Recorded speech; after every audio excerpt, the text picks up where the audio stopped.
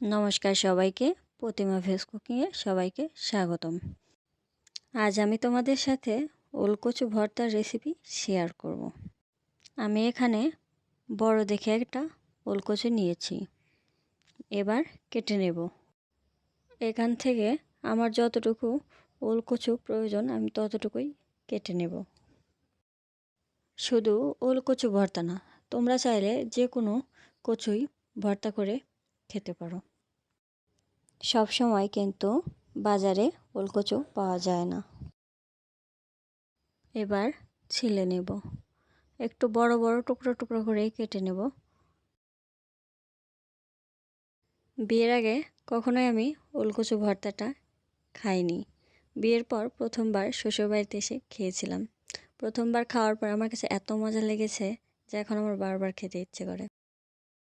দেখতেই পাচ্ছ আমি কতটুকু সাইজ করে কেটে নিয়েছি। এবার বাটিতে তুলে নেব, তারপর জল দিয়ে ধুয়ে নেব। ধোয়া হয়ে গেছে, এবার আমি এগুলো প্রেসার কুকারে দিয়ে দেব। প্রেসার কুকারে দেওয়ার পরে 2টা সিটি দিলেই হয়ে যাবে, বেশি সিটি দেওয়ার প্রয়োজন নেই। প্রেসার কুকারে দিলে কি হবে, তাড়াতাড়ি সিদ্ধ হয়ে যাবে, চুলায় অনেক সময় লাগতে পারে। দেখতে পাচ্ছেন আমার সেদ্ধ হয়ে গেছে। এবার আমি কড়াইতে সয়াবিন তেল দিয়ে দিলাম শুকনো মরিচ ভাজার জন্য। শুকনো মরিচগুলো একটু লাল লাল করে ভেজে নেব। যে কোনো ভর্তার ভিতরেই শুকনো মরিচ দিলে ভর্তার স্বাদটাই অন্যরকম হয়।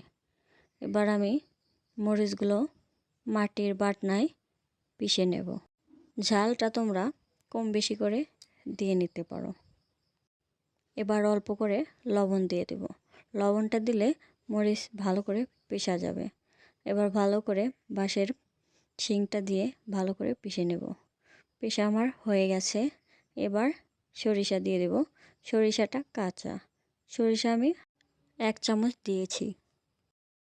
সরিষা খুব বেশি দেওয়া যাবে না, তাহলে সরিষার শুধু ঝাঁজ লাগবে, খেতে সমস্যা হবে। এবার আমি ওলগুলো দিয়ে দেব।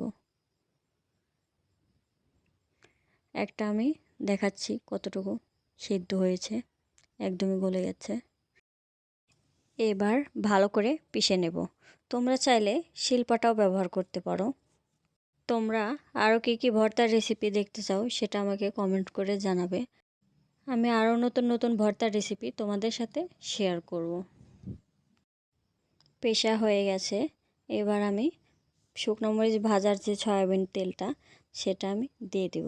তোমরা শুকনো মরিচ ভাজার যে সয়াবিন তেল, এটা তোমরা যে কোনো ভর্তার রেসিপিতেই দিতে পারো। এই তেলটা দিলে ভর্তার মজাটাই অন্যরকম হয়।